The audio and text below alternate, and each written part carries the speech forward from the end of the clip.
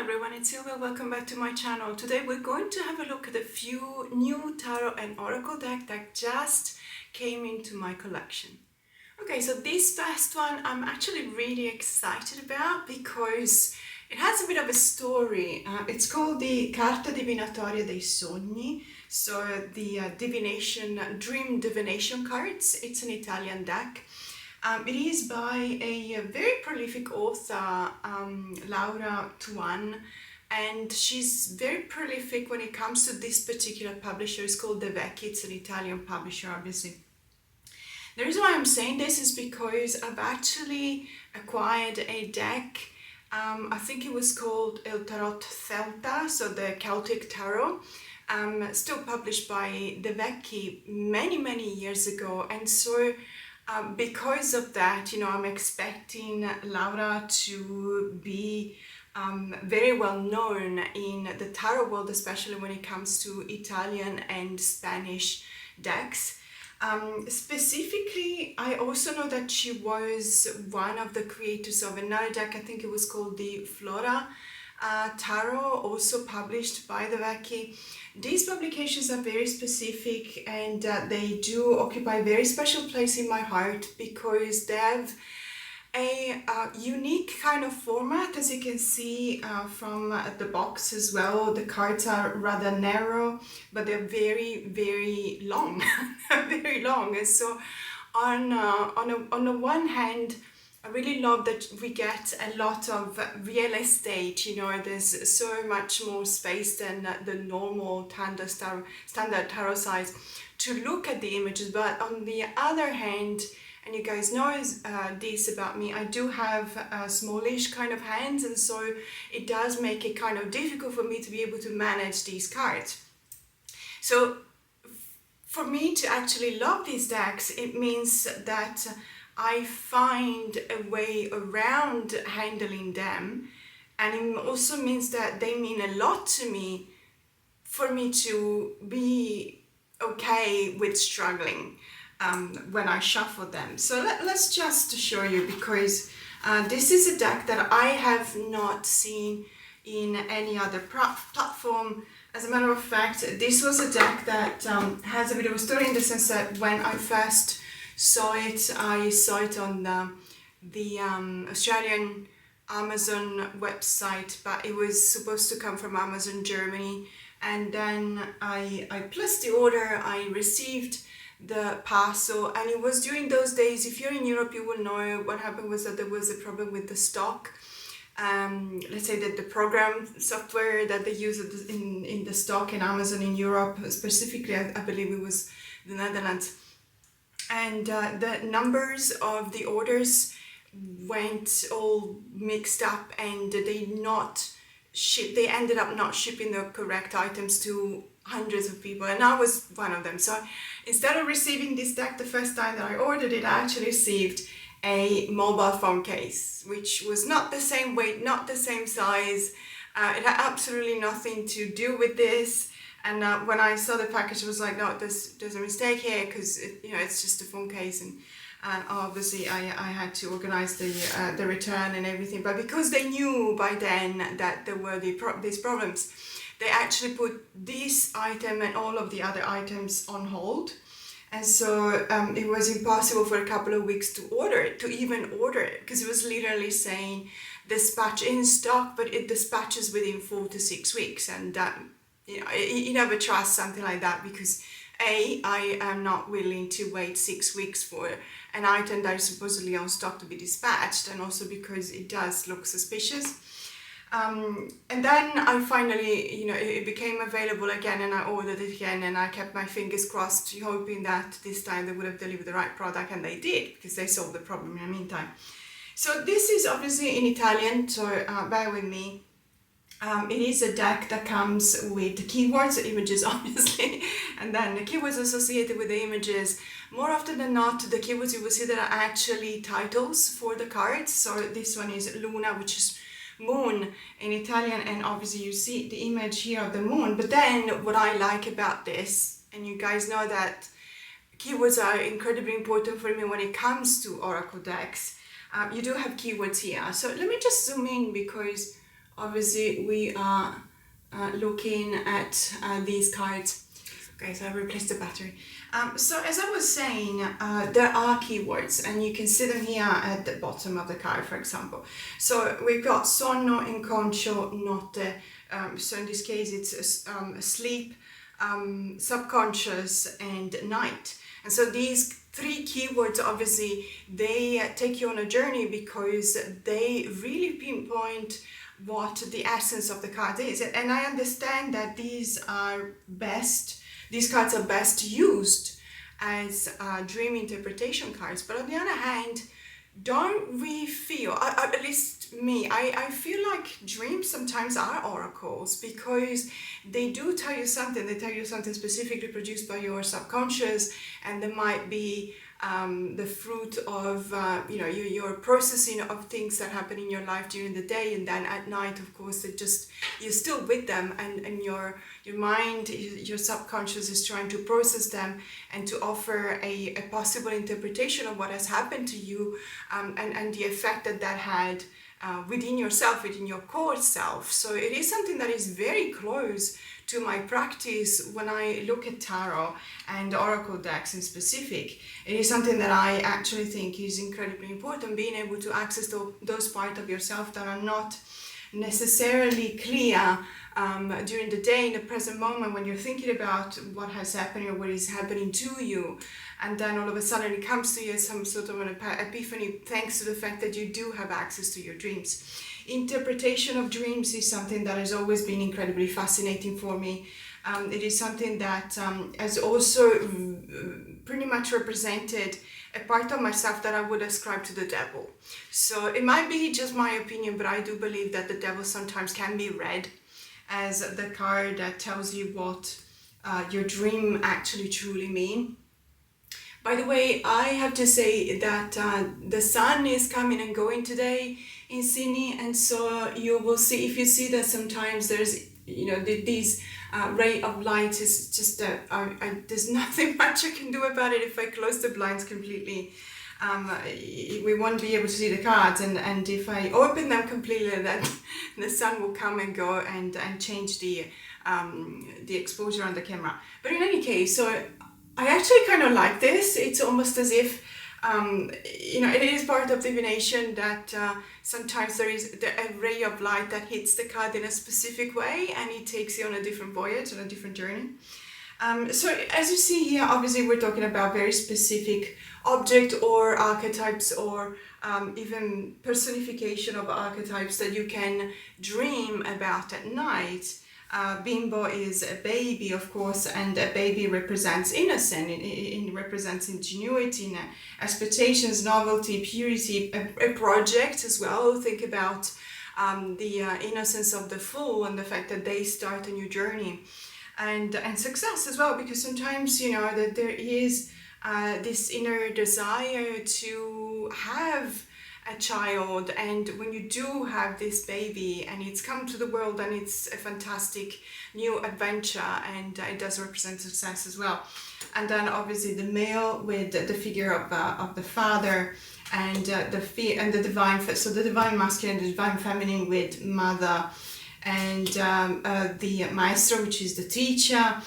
So all of these cards could be, I think some of these, not all of them, could be ascribed to some of the archetypes that we naturally find in tarot, especially when you look at the major arcana as a supernatural being, for example, sacred, help, but also fear, transcending, a miracle, and so on and so forth. What first really caught my attention when I first saw this deck, which was very painful, because let me tell you, I saw just one card, I don't even remember which one, that belonged to this deck, and I originally did not know the person that was posting this card, the image of this card on Instagram, is a person I follow on Instagram, and they did not specify what the name of the deck was.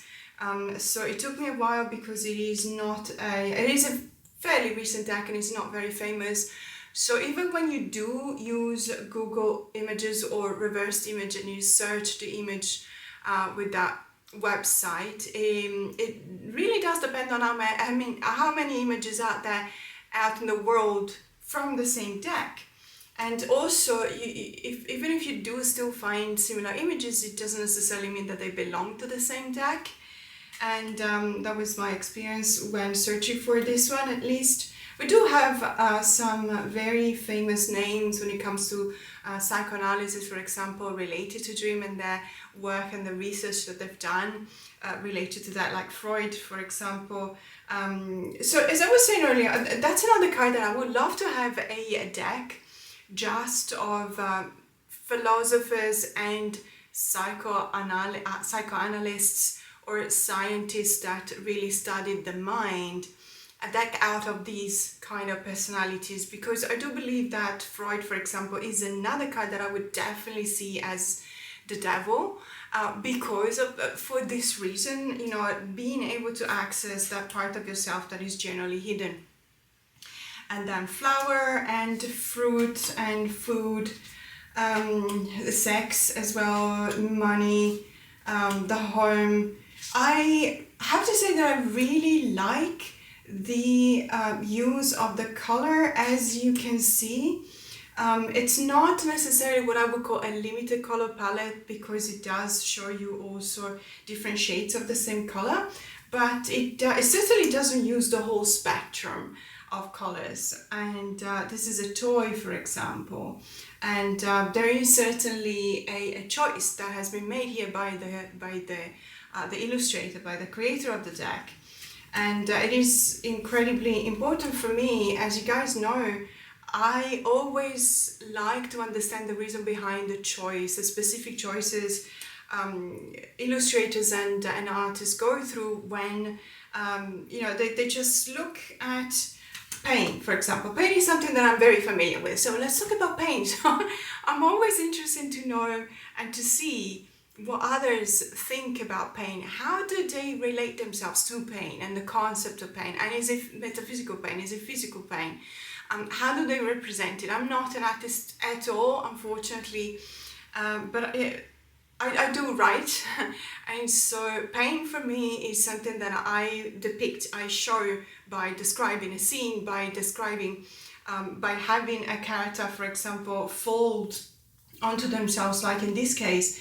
That is a very powerful representation of pain that I feel very close to, because pain for me, even when it's metaphysical pain, when it's emotional pain, it does find its center in the solar plexus, and so obviously everything is exploding out of there, and you feel like trying and containing it. And so I do literally fall down onto myself when I go through this kind of pain. And so I really, this image definitely resonates with me. And so there's something about darkness here. So the keywords are darkness and fall, you know, the falling, because you're losing the grip on things and you feel like you are definitely falling. And abyss, and you know, the bottom, and tears, and suffering, and anxiety, anguish, and fear. So this is a really powerful way to represent pain. What I do like about this deck, and it's not just to be found in this card but in many others as well, it's the fact that at the same time you see that even on the darker cards you do have some kind of balance, and you can find it here with the sun, for example. And in happiness, for example, there's a mix of colors, and you know, it does give you the opportunity to consider that nothing is 100% just yin or just yang.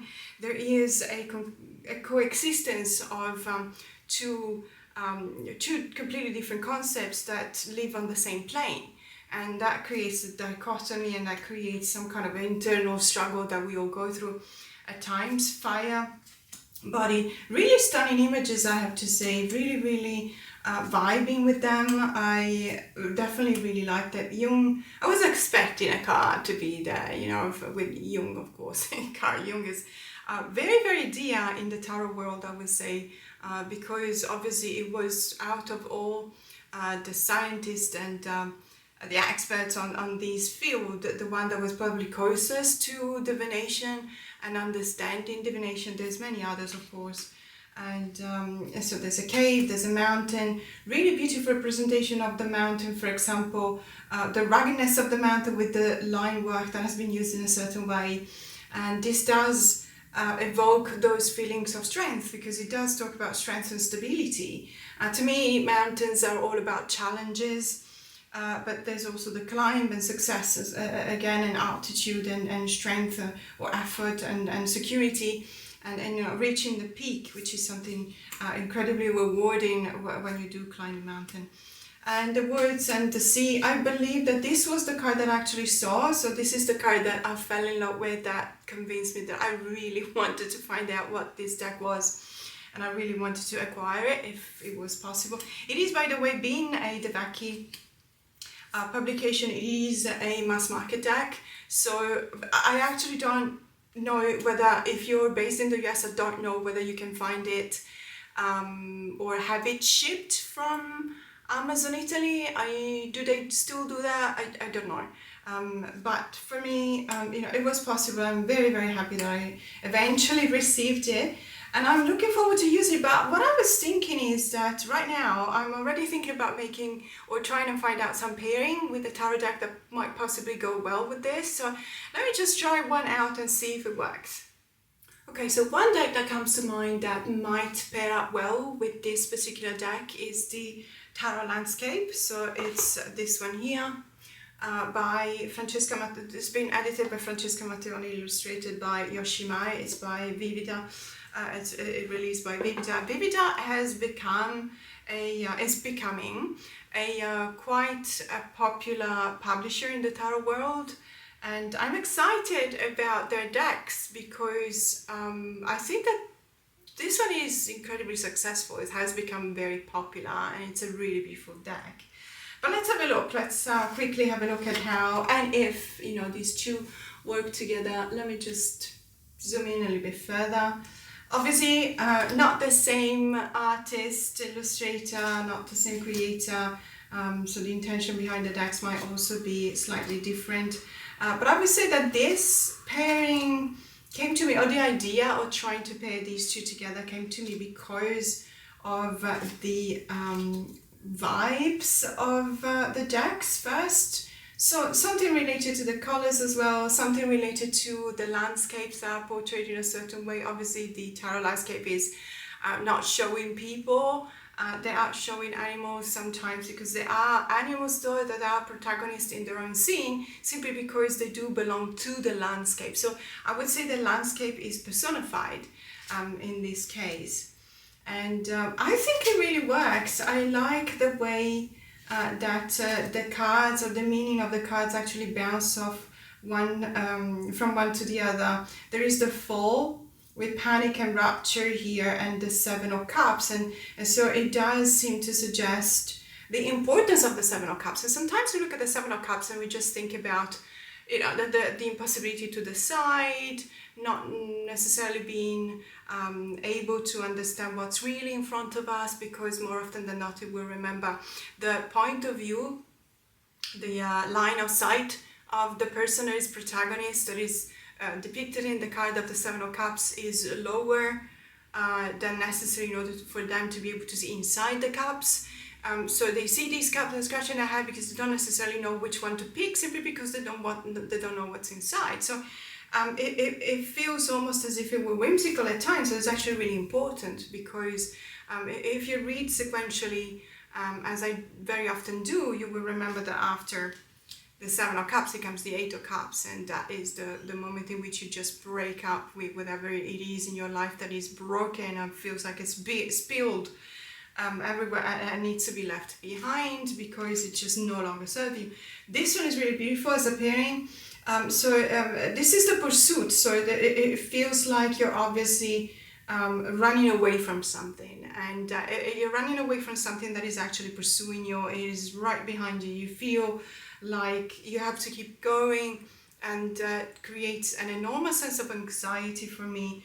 But there's also the keywords are also competition, you know, but also anxiety and terror and affanno is a very specific Italian word that you know, it points to the anxiety of having to do things really quickly, and almost not being able to breathe, but knowing that you have to keep on going. And so it speaks volumes about this card, and I really love the way in which this card has been depicted. Again, apologies for the sun, which is only in a few places here, but I still can't see the card through the lens. So I love the fact that we see two different directionality in this way. So you see that this person is running towards the chariot card. So the character depicted on the oracle card is running towards the chariot. Does that mean that this person is going to eventually, get rid of the ones that are pursuing her, and that sense of anxiety of being chased? Because of the chariot representing the overcoming of obstacles. So I really love the opportunity that this pairing is giving me to read the cards. And as you know, abandonment with the Ten of Swords, how beautiful is this? There is also this sense of probably situating this person that is right now, at this moment in time, she's turning away from the abandonment represented by the Ten of Swords. But do we think that she might have to reckon with it at a certain point in her life and probably turn back? Because it is this card is actually calling to her. There is the sense of having lost everything and not being able to get back up, but perhaps it will become something that will be a possibility in the future. So in this case, it talks about disillusionment and lack of trust and fear and solitude and the destruction of everything and isolation, which really ties back to the Ten of Swords. Death with the Seven of Wands and the wound with the Devil. Wow, it's a fantastic pairing. Really, really love this. Where I feel like these two decks really work well together when it's not for perhaps the images on the cards. I do focus on the keywords that I can find in the Oracle deck, and I try and see whether they do pair up with the keywords that are associated with the tarot card. So it is a really beautiful part of my practice. I'm always incredibly grateful when I can find a pairing that actually works for me, because it does, it's almost as if you were looking at tarot with completely new eyes, a fresh perspective.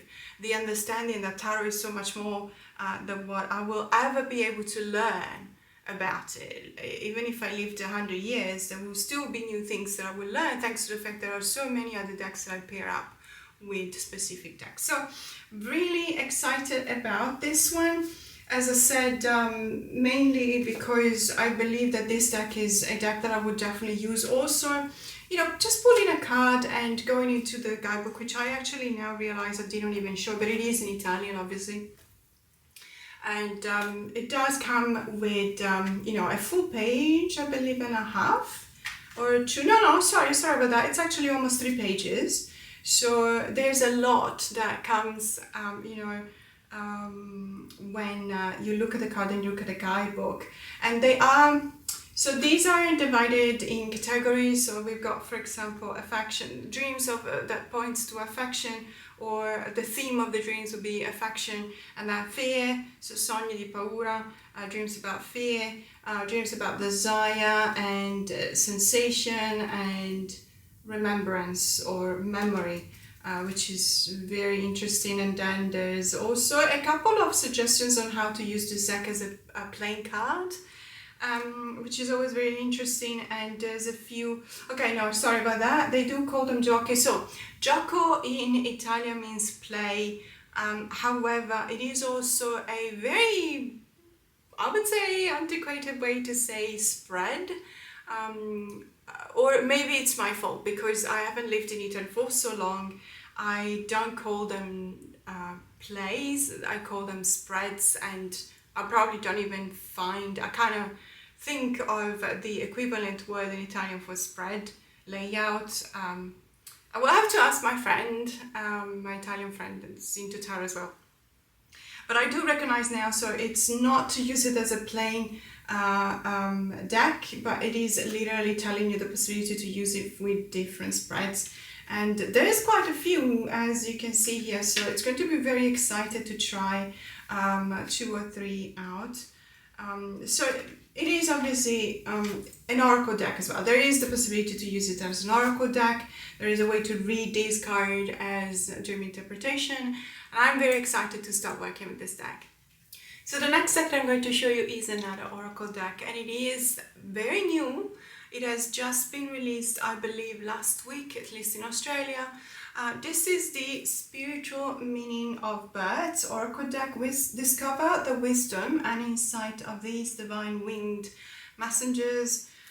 So it looks like the author is Aaron Murphy Hiscock, which is also the author of the Green Witches oracle deck. There you go. I don't have that deck, but I'm thinking maybe they will pair up nicely together. If you do have that deck, you might want to consider this one. But the reason why I got this deck is because if you have been watching my channel for any length of time, you will know that I really struggle to identify birds' names in English. Okay, that seems to suggest that I would be able to identify them in Italian, which is not entirely true. I have a very limited knowledge of ornithology. It is what it is. And it becomes even more difficult, obviously, when you're trying to remember the name in English. I do like them, birds are absolutely gorgeous, but it's just very difficult for me to remember the names. And I am hoping that this deck will help me acquire a little bit of knowledge, a little more knowledge about birds. Love this. The title is embossed, so it's really nice. It feels very nice. This feels like a very high value production. This is not, let me just double check the, okay, oh, it's a Simon & Schuster, okay. It's a Simon & Schuster deck. So I was about to say, it looked to me like it was maybe a US Games or Rock Pool or halfway in between, but it feels like a very high value product, and it's a Simon & Schuster product. So it's a Simon & Schuster released deck. So as I said, just being released in Australia. I have no idea whether, it probably has been released months ago in the US, bear with me.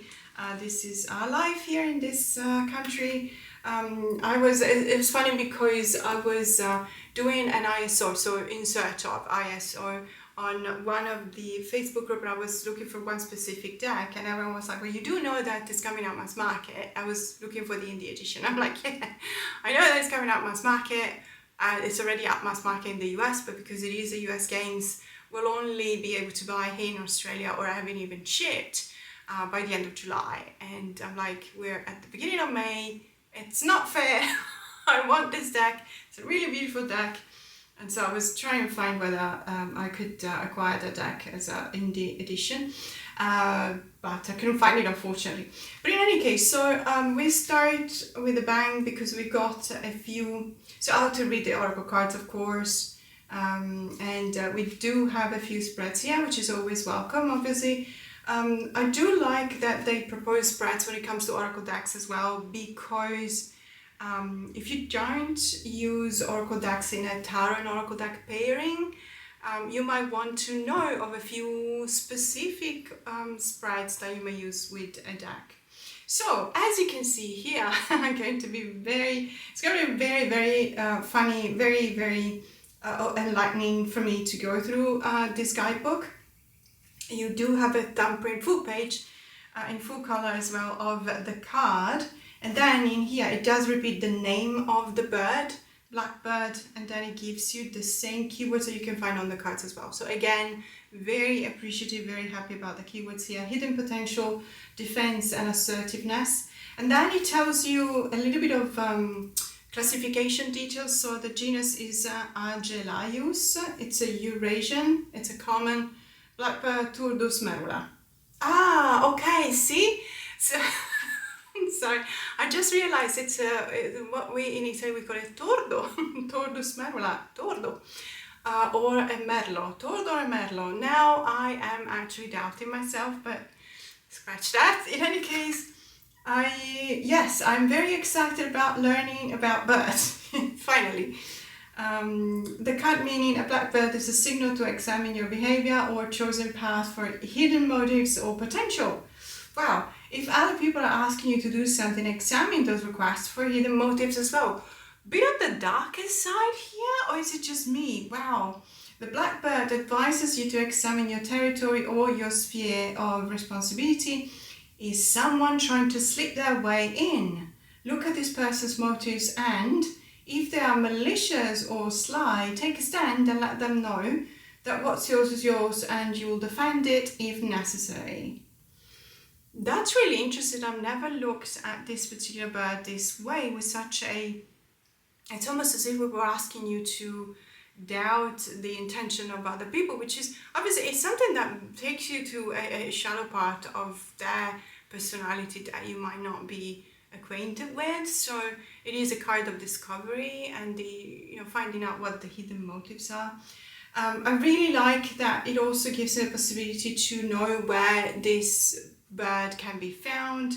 Blackbirds appear in many habitats, including swamps, marshes, forests and fields, and in residential areas. Species of blackbird are found from North through South America. The common or Eurasian blackbird is found throughout Europe. Yes, we do have a lot of this kind of bird in Italy. The UK, Australia and New Zealand. To be honest, I wouldn't be able to find them in Australia, simply because I don't know whether I would be able to distinguish this from a crow. And I know that now everyone is going to yell at the screen because, oh no, of course they're completely different. I'm sorry, it's just that I'm not that good when it comes to these kind of things. Crane, of course, and eagle. Well, I do know the eagle and the finch, only because of Darwin. Because I had to study, Darwin's finches. A grouse, wow, fascinating. A heron, we do have a few of those. Lark, nuthatch, no idea what this is. Osprey, owl, I do know owls. Robins and sparrows and swallow. So cool. So cool. I really am looking forward to learning a lot more about birds thanks to this deck. These are the bags. I really like them. Very nice color, but also very nice design. And let's have a look at this deck. Let's have a look at the cards. It's slightly bold, doesn't really matter. Don't really mind, it's not a deal breaker, but just for you to know, it might be because of the humidity. We've had 2 weeks of constant rain in Sydney, which is never making me happy, but then again, I do understand that from an ecological point of view, you do need the rain as well. So the blue jay, this is such a beautiful bird, and the blue bird and the cardinal. So it's going to be chickadee. It's going to be really interesting to learn about birds, finally learn how to identify them, but also getting into this whole new world of associating these keywords to these specific birds. Duck, eagle, perception, leadership, renewal. Renewal is a very interesting keyword associated with eagles. I really like that. It does kind of bring a new aspect of interpretation of that mighty bird. A grackle, no idea what this is. I probably even saw them, but just the gull, of course, and a hawk, of course, which I always confuse with falcons. Hummingbird, I've seen a few of these in Central America, specifically in Costa Rica, full of hummingbirds, really literally everywhere. A lark, a loon, oriole, is that North America, I believe. Owl, of course, pretty much everywhere. Partridge, no idea what this is. Pigeon. I'm from Venice, so I am very familiar with pigeons. Let me just read the keywords because I'm very excited to see what they do associate with the pigeon, because I know how we people from Venice look at pigeons and I know the associations that we make. But let's see, determination. No, we do not think of determination when we're thinking of pigeons in Italy. Ask any Italian, especially Italians from Milano, Venice, Rome as well, where you have all of these really big squares and, a million pigeons just flying and bombing you. And determination, I don't know about that. Community, yes, definitely. And communication, yeah, they are very vocal. They are very vocal. Quail, sandpiper, starling, and a swift. And now I'm thinking already, what is the difference between the Swift and the Swallow. Probably have to do some research on that. Titmouse, never heard of that before. Waxwing and woodpecker, of course, and a yellow warbler. Yeah, nice, really nice, really liking this one. You guys know that in the last couple of videos I've actually had the opportunity to use another bird themed deck, which is the Urban Crow Oracle by MJ Cullinan. I just recently bought the mass market edition. I really like that deck, really enjoy it. But what was incredible was the experience that I had with this deck, because there was a bit of an epiphany. So I started pairing it up with The Murder of Crows Tarot by Corrado Roy, published by Lo Scarabeo, and it was an incredible pairing. It was really resonating, but also like in a shocking way. Like it's so incredibly powerful that it gave me pause a couple of times, and I remember I was flipping the cards in the pairing and finding cards that were resonating or showing the crows engaged in the same type of activities, like a crow looking into a mirror. In the card of the oracles called this illusion. And then just next to it, I pulled the card out of the tarot deck that was the Six of Cups, in which there was exactly the same scene. So a crow looking into a mirror, its own image in a mirror. And those two together, if you think about it, the Six of Cups and illusion, and you start thinking that maybe finding refuge in a not too distant past that was uncomplicated, and that it feels like it was so much easier to live in those times, because you didn't have to provide for yourself, you didn't have to face many of the issues that life presents you with. But that might actually be an illusion. So I just wanted to show you the next deck, a deck that I'm also going to try and pair with the Urban Crow Oracle. And but it's not just based on crows. There is a few crows for sure. Let me show you the deck. So this is the Raven's Prophecy Tarot by Maggie Stiefvater. She's a very famous author, best-selling, New York Times best-selling author, and there's the Raven's Prophecy, the Raven Cycle, sorry, and then there's the Sea Scorpion. There's also a tarot deck that is based on the Sea Scorpion books, and I haven't read those ones. I did read many years ago the Ravens one, the Cycle.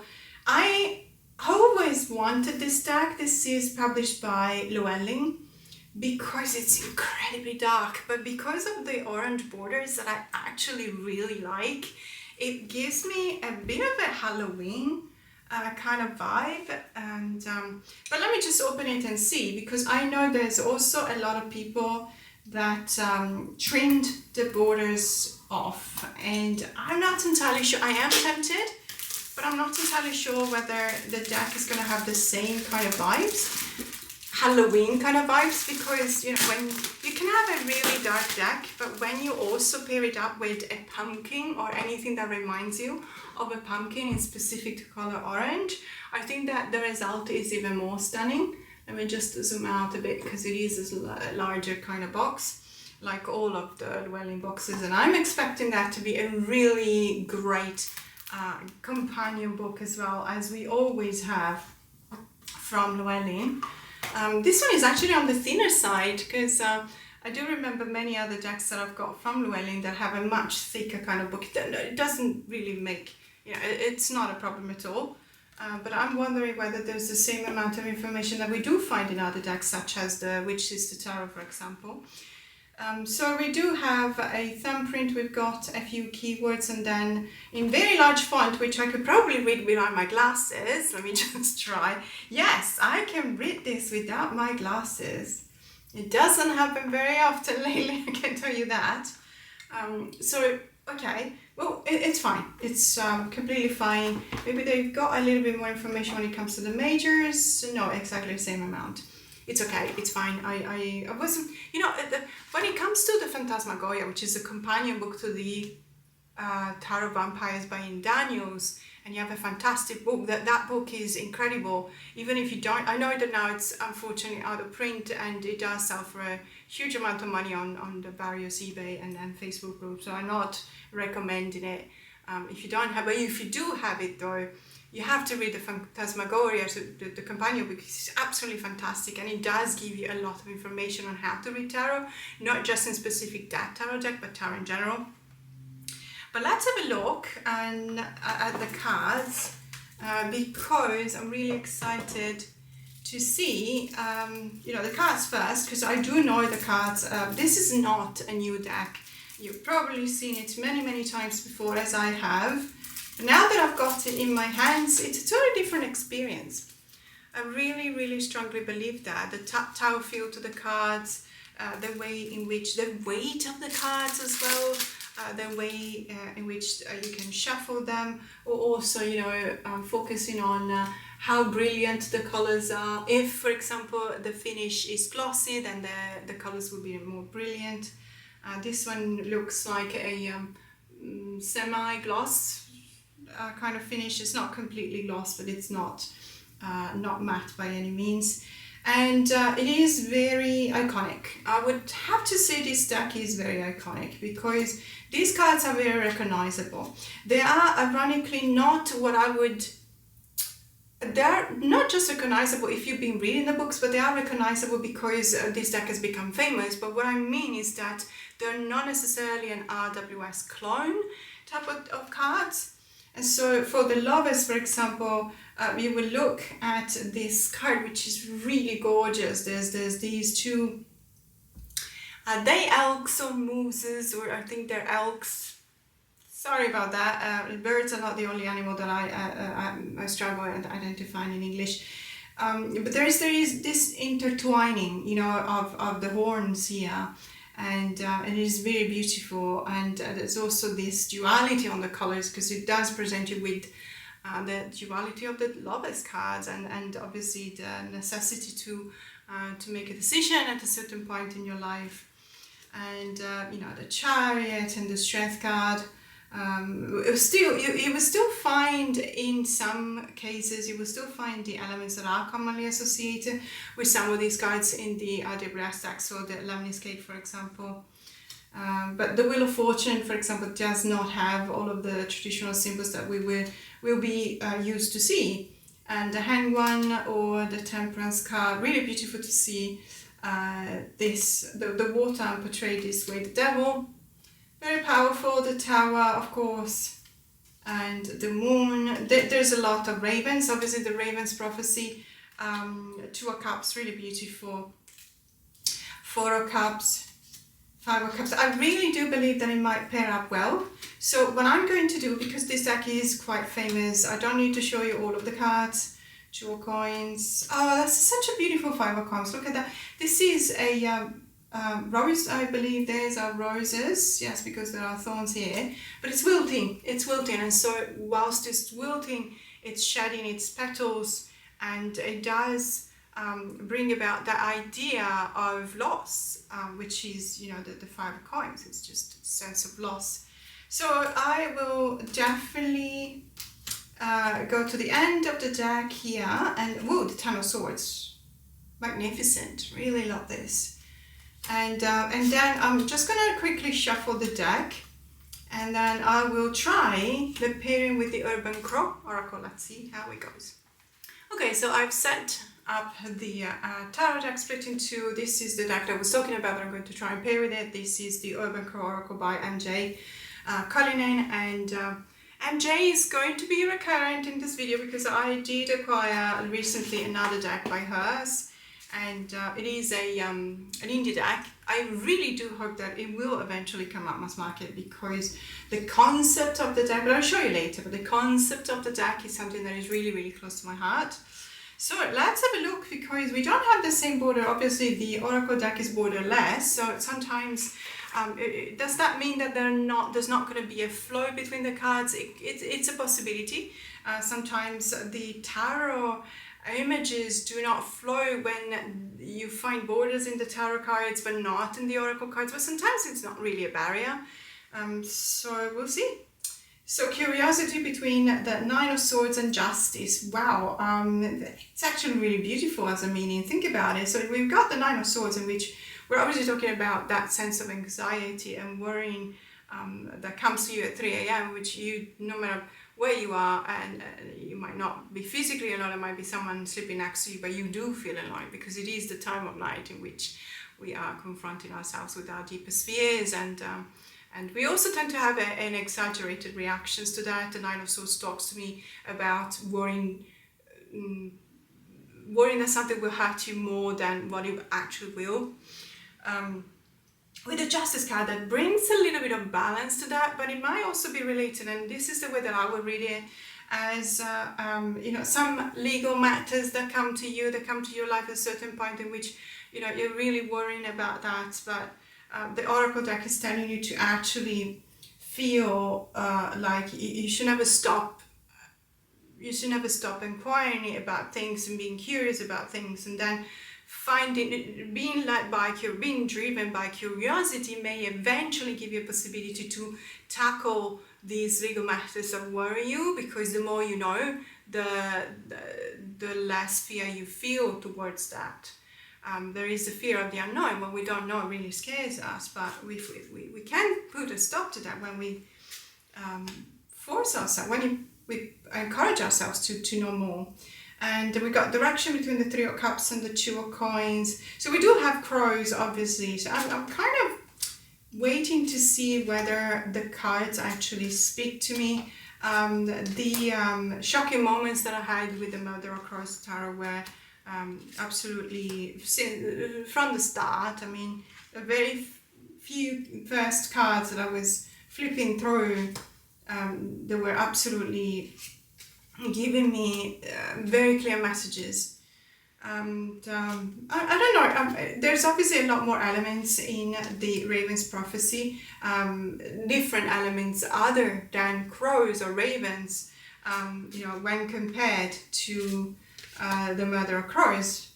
But it still is, it feels like it is a match that could work, but it really requires me to do a little bit of a deeper research onto the decks. As I said, I did read the book, so obviously some of these images definitely remind me of the books, and the thematics on the books, the Three of Swords and the Ten of Wands with commitment, for example. This is really powerful. I was actually looking at I was doing a study of the Ten of Wands for one of my members, because she was born in Sagittarius 3, Decan Sagittarius 3.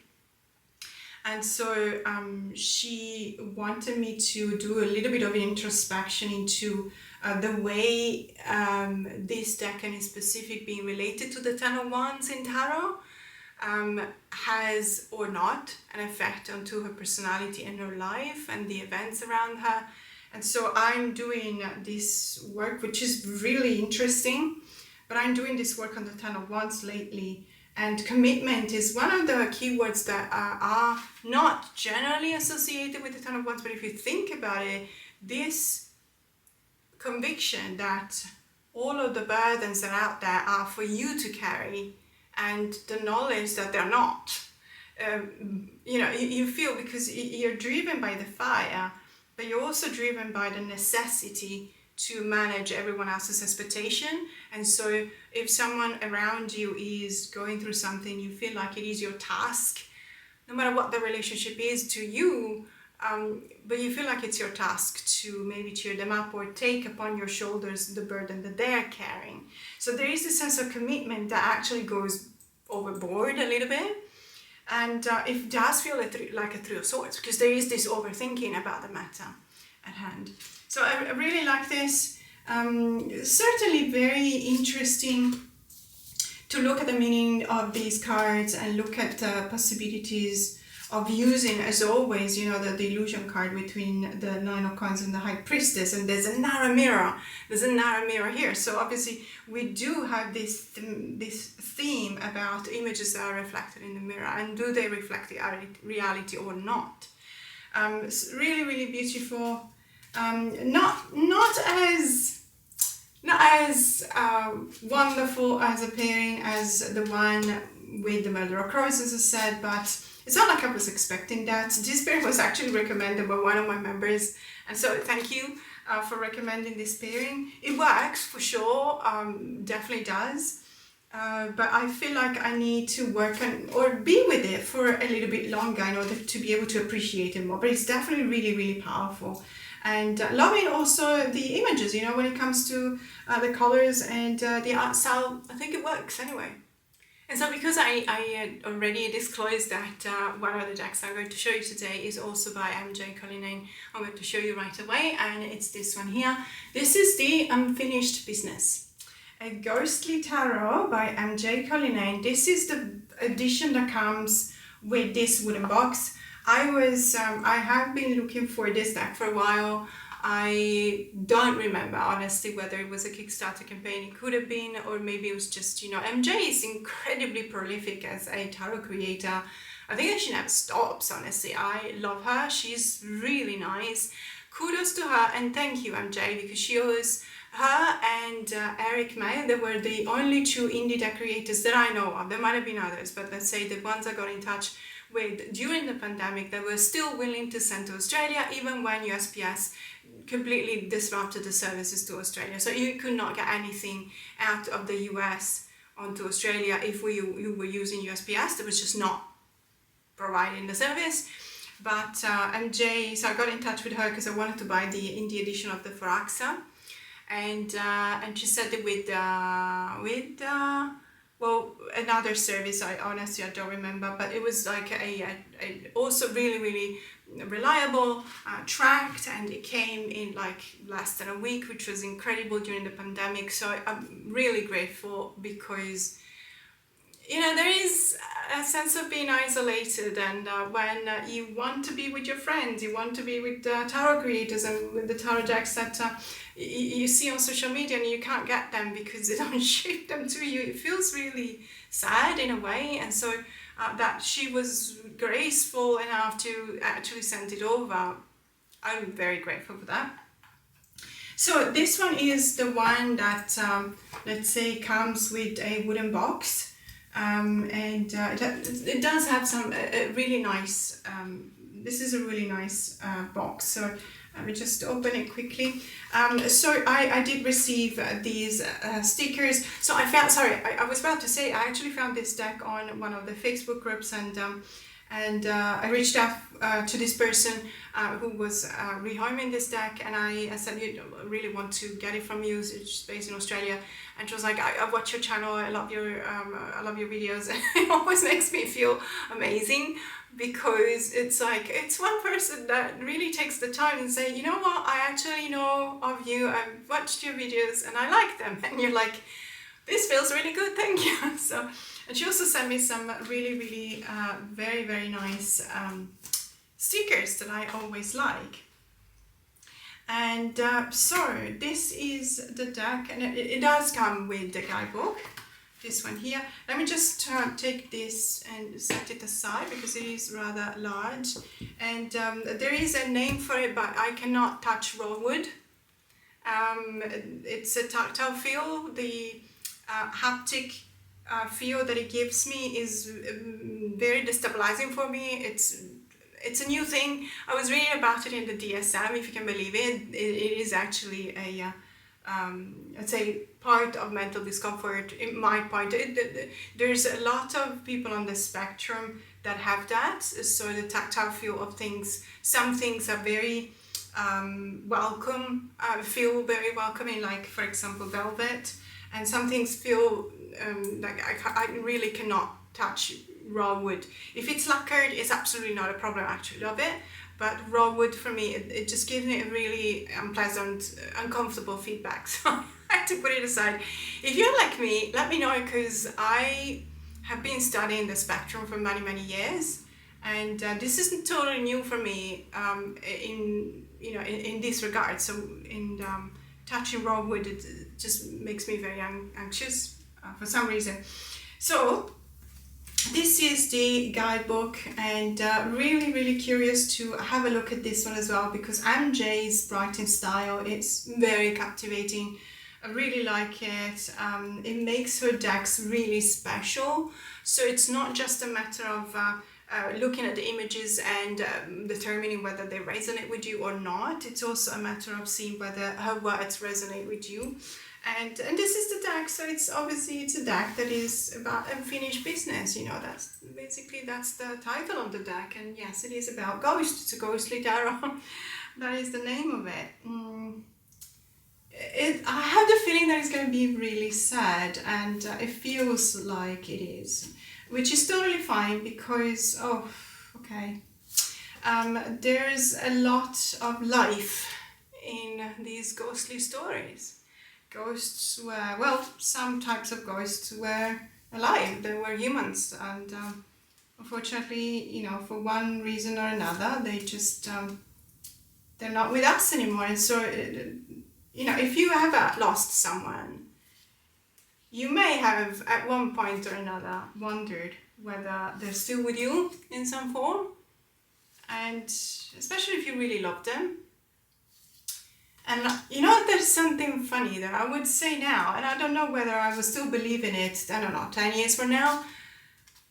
I used to watch movies about ghosts, and I used to think to myself, you know, how stupid are you? Come on, it's a ghost. Yes, it's the ghost of your late husband, but come on, it's a ghost, run away. And I used to, you know, have this kind of reaction thinking, come on, it's not very smart to stay there, you silly. Run away, it's a ghost, it's going to, whatever, kill you. And then I started losing people, as we all do in life. It's this, you know, it's inevitable, obviously. And now I'm thinking, I couldn't care less. I completely understand. If you see the ghost of someone you love that is no longer there, it doesn't matter if it's a ghost. You want to be with them. You want to speak to them one last time. You want to ask them things. You want to hug them, even though it's impossible, of course. And I completely understand it now. And if I were in a movie, I would be that person that sees a ghost of someone they love that is no longer there with them. And I would be like, oh, cool, yeah, well, awesome, yeah, no, you want to kill me, that's okay, it's fine. You know, because I can see you for one last time, and it's going to be amazing. And I'm going to say all the things that I couldn't say in life because you're no longer there. And so that there's a lot that is going to make me sad and emotional when looking at these cards, but there's also a lot that is going to resonate with me, and there's a lot that is going to make me think and possibly, oh wow, sorry, this is amazing. Okay, I will probably have to do a study of this deck because I already see that there is so much to these images, so much more than what I actually expected. And it's going to be amazing. So I'm very, very grateful to this person for selling it to me for such a reasonable price. I do believe that now it's out of print. And as I said, with MJ's decks, you never know, because she makes so many, and some of them do end up eventually in mass market, but some of them don't. So I have no idea. If you do know something about this deck, please let me know, because it would be very interesting to know whether Hay House is going to reprint in mass market. I love these cards. They are very communicative. They are very, very eloquent and evocative as well. And I'm really, really excited about the opportunity to work with this deck, and let's see how I will fit it in my practice, because I have an impression that it's going to be one of those decks that it is going to hurt, but at the same time it's a necessary hurt, and it's also going to make me grow. Of course. My God, look at the Seven of Swords. Okay, guys. Do you have this deck? Do you use it? How do you use it? I would be very, very curious to know. And now I'm going to show you the last deck, which is a deck that I bought. Can I just be completely honest? I bought this deck because it was so affordable. It was on sale. I've always paid attention to this deck because I found it curious. I wanted to see more of it. Couldn't really see it in social media. I found it for like $15 Australian, which is very affordable. It's about $9 US, and so I got it. This one here. It's the Way Seekers Tarot. The artwork is by NDR, and it's being written by Anna Jajewski. Probably mispronounced the name, sorry Anna, but in any case it is spelled this way, just in case you want to acquire this deck. It is a US games deck, so very curious about the cardstock as always. And also the guidebook, you know, it's not a new deck. I believe that it was released probably last year. But it was selling for $40, and to be honest, it feels like it's a very Marseille inspired deck, so possibly. There you go, it does say, so including the simplicity of Marseille and the rich symbolism of Smith-Waite. Okay, so it says it pays homage to classic tarot tradition, Marseille, Smith-Waite. Powerful figures in the majors and the core cards take their inspiration from Greco-Roman mythology and offer bold new perspectives for the way seeker. Each hand-drawn illustration in this 78-card deck is enlivened with dual-tone color accents and a 60-page booklet. Traditional association, apply interpretation for each card. Very interesting. I could see that there was this mythological aspect to the card. I think it's very clear also from the Temperance card here. And a few other cards I was able to see eventually. Okay, very thin book. Okay, does matter. I mean, I'm not expecting it to tell you a huge amount of information, but it does come with a little bit at least. And so the description of the card with the magician here: the seeker has arrived at the top of the mountain, having passed all the required tests for this introductory level of initiation. The seeker is now propelled back to the beginning. Looking down from the newly elevated position, the seeker feels wonder, doubt and confusion. All the necessary tools for advancement are in place, along with all the instruction needed to move forward. It's a moment of decision. Will the seeker find the necessary strength to put experience into action? And if so, will it be for the greater good or for greed? So we've got the traditional associations, will, creativity, manifestation, and self-confidence and alignment. And we got the applied interpretation with the completion of one level of instruction takes you to the beginning of the next level of instruction. Will you see that as opportunity or betrayal?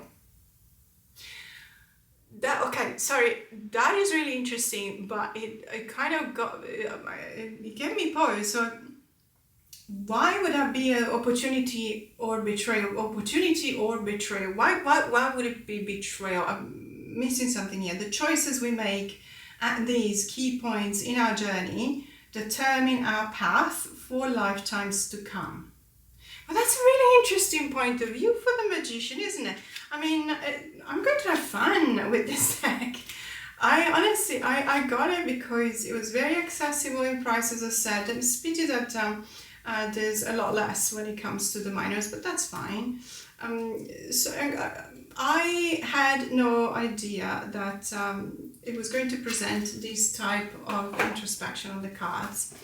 But let me just release it from the plastic prison it has been enwrapped in.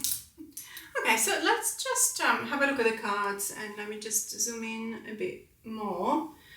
Because it looks, well, the cardstock is fantastic. I really like it. It's not as good as the 80s US Games cardstock, but I do believe that they are trying to replicate that somehow. Really nice antiquated kind of borders. I like this idea of the deck showing almost as if this were, you know, like some smoky kind of borders. I like the backs as well. So that was the magician, obviously, with the mountain that we talked about, and the high priestess. I like the association of these colors. There's only a couple of colors, 3-4 colors in each and every card. So not the whole spectrum. Love this power card, this strength card, really beautiful. Really love the fact that it's breaking the fourth wall, looking directly at the reader. Even though the lion looks like it's kind of challenging you, and at the same time the character that is leading the lion is just almost reining the lion in, not to attack us, please. The hermit. So I'm not going to show you all the cards as always. Wow, really beautiful devil. Really beautiful devil. Very powerful. I love love the idea of showing a muscular, very physical kind of devil. There's always physicality when representing the devil. There's nothing new, but what you will see is that the devil is facing you. The devil is not shying away from looking at you. We are the ones that shy away from looking at the devil. I always say, to my members, for example, when we're studying numerological associations, and also we're studying the constellations of tarot as explained by Mary Kay Greer. What I always say is just reduce them down to one digit. So if the devil is card number 15, so it's 1 and 5, just reduce it down to one digit, which is number 6, 1 plus 5.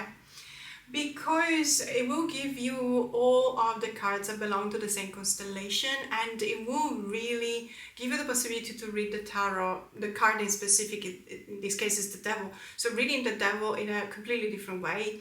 So the devil functions as the teacher to the Lovers card, and I find that fascinating. The Lovers card are immature in their journey when they first encounter life in number 6, but when they get to number 15, they've been through a lot in the meantime in this journey, and it is the right time finally to actually confront themselves and confront also their deepest and darkest fears. So the devil teaches us to go where we did not have the courage to go before these experiences, before encountering the devil. So I actually like a physical devil with all of these muscles in the back, as you can see here, because generally speaking, you will not see a devil that turns away from you. You will see a devil that faces you. So this is really interesting for me because it gives me a different perspective. I like the fact that there is this kind of a background, a city, a skyscraper background here. Sorry, can I just say something? I am obsessed recently with the Day of That Devil, the TV show on Disney Plus by Marvel, and I am really obsessed with it because I wasn't a massive fan of the first 3 seasons from, I don't know, something like 6 years ago, something like that, not more than that, probably 8-10 years ago. I did like it, but now I'm obsessed. The Born Again is called Daredevil Born Again. I am obsessed with that show. It is incredible. I watched the whole first season. I'm rewatching the first 3 seasons, and then I will watch again the Born Again season because I really feel that the dynamics have shifted in an incredibly interesting way and challenging as well for us as viewers. And if you're not familiar, obviously the Daredevil is the devil of Hell's Kitchen, so it's a Matt Murdock Daredevil character that from the Marvel Cinematic Universe, and he's a lawyer by day but a vigilante by night, but it's got one rule: not to kill anyone, and there's all sorts of things. And so obviously this one reminded me of that because of this skyline that you can see in New York, for example. And I really feel like it's one of the best shows that Disney Plus has put out there recently. The dynamic, the dichotomy between the good and evil is personified by the villain and the hero, but at the same time they're very morally dubious characters as well, because they do indulge in activities that are not necessarily pertaining to the black and white of their personality. So I really love it. Do you watch it, and let me know if you do, because I will be very interested to know what you think about it. Love this moon card, very interesting, very evocative. So let's just have a quick look at the Myers, because I do know that they are a little bit pippish. If we talk about Marseille or Marseille-inspired decks, obviously we are talking about pips. However, these are very beautifully illustrated pips, I have to say.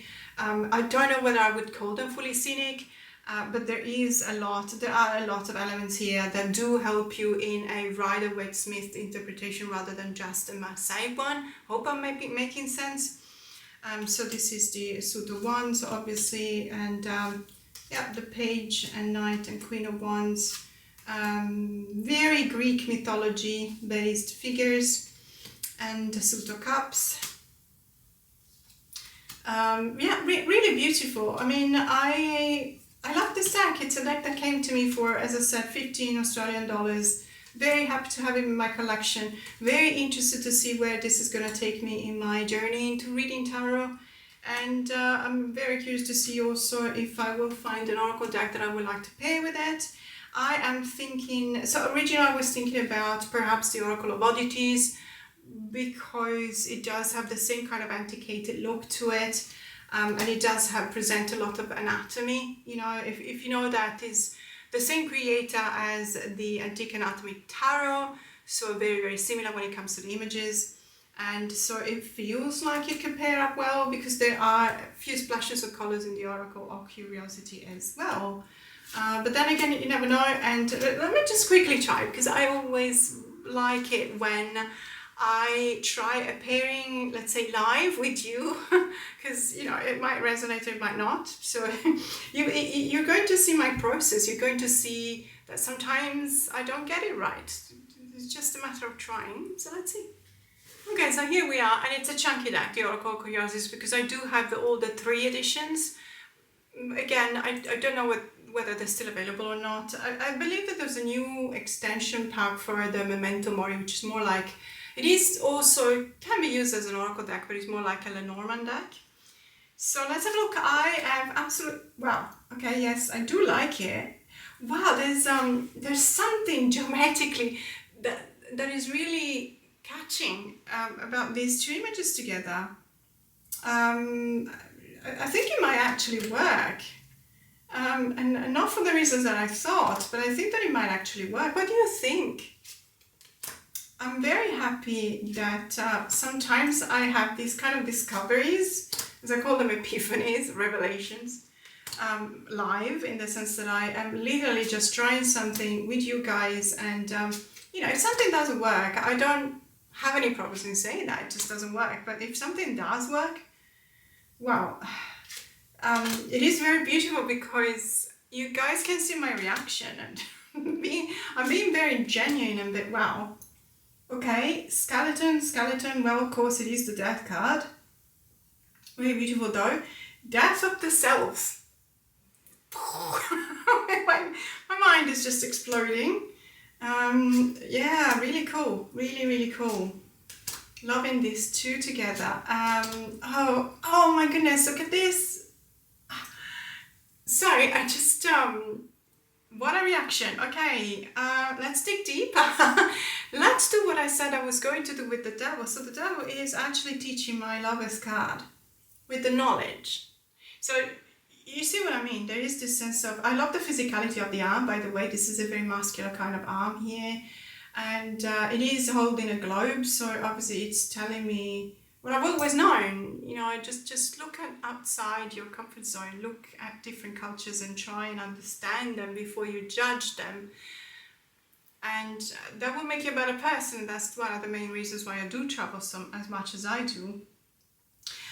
But what is the devil telling me here? What is that thing that I don't want to confront myself with? Is that the way in which I relate to knowledge? Is the way in which I sometimes shy away from getting a deeper understanding of something? You know, there's so much that speaks to me. I really love this. It could be really interesting. Very, very interesting work that can be done with 2 decks. Sometimes this is what is making me fall in love with tarot over and over again, because it's not just the images. I mean, of course they're beautiful, they're work of art, and I really appreciate them. And you know, whenever there's a really good guidebook, it's always a plus. But the experience that you get.